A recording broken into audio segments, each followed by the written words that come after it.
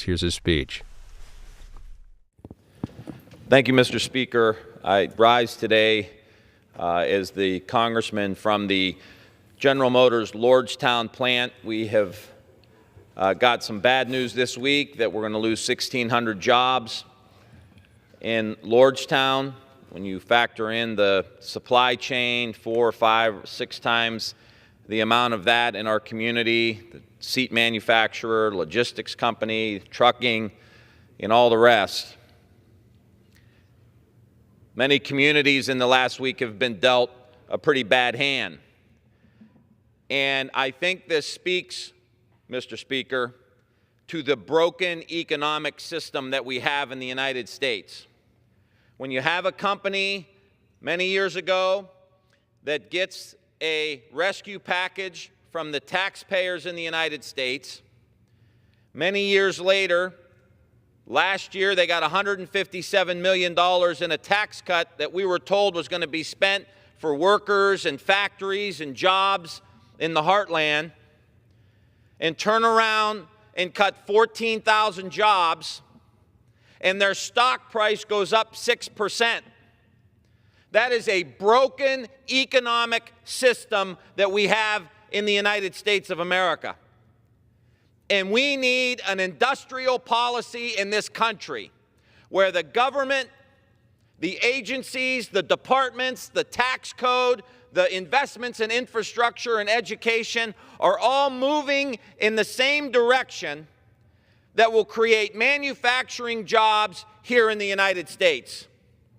And we have to have policies that move venture capital out of the 3 main states, California, New York, and Massachusetts, which is 80% of all venture capital. I'm not sure, Mr. Speaker, that the people on Wall Street or the people in the high-tech centers of our country fully appreciate what is happening in communities all over the United States of America. They're being hollowed out, disinvested in. And we need this government to begin to modernize itself, to look at the world as it is, to recognize that globalization may yield great benefits and great wealth, but that those benefits aren't shared everywhere in the United States of America. They're not shared in the industrial Midwest. Wages have been stagnant for 30 years.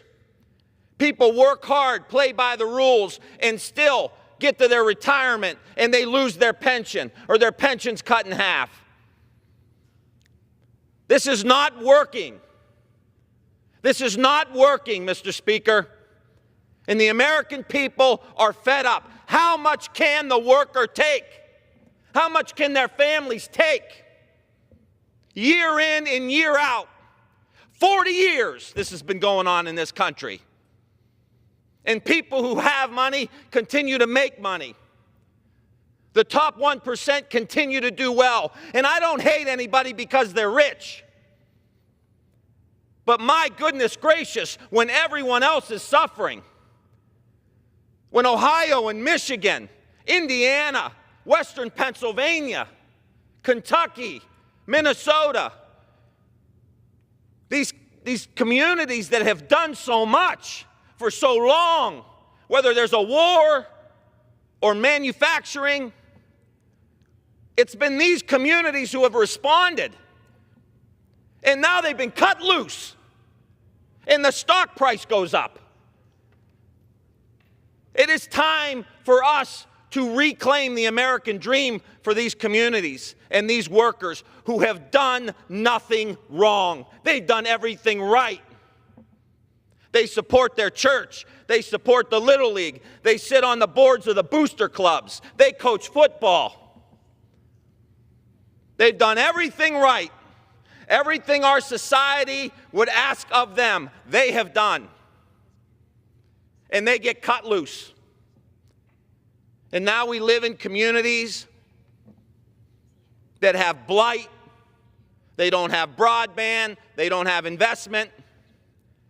And some people will say, Just cut taxes for the wealthiest people, and all that wealth will trickle right down to the Lordstowns and the Youngstowns and the Gary, Indianas of the world. You know what, Mr. Speaker? We've been trying this for 40 years. Since 1980, this supply-side economic policy has been pushed in this country. And if it's so damn good, why isn't it working for working-class people? That's what I want to know. If this economic philosophy is so great, why does the worker in Lordstown get screwed and the stock price for the company goes up 6%? Why does the CEO of these companies get 350 times the amount of money that the worker on the factory floor gets? Does that seem fair to anybody? These people work hard, play by the rules, can't get health care. People out working hard, pension gets squeezed, kid gets sick, can't afford it, got to go to the emergency room. Opiate epidemic. Try to work hard and go to college, end up $30,000 in debt, $40,000 in debt, have to move out of your own community.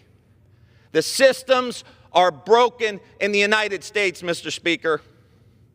And it is our job here in Washington, D.C., to remember these families who have done everything right. That's our commitment.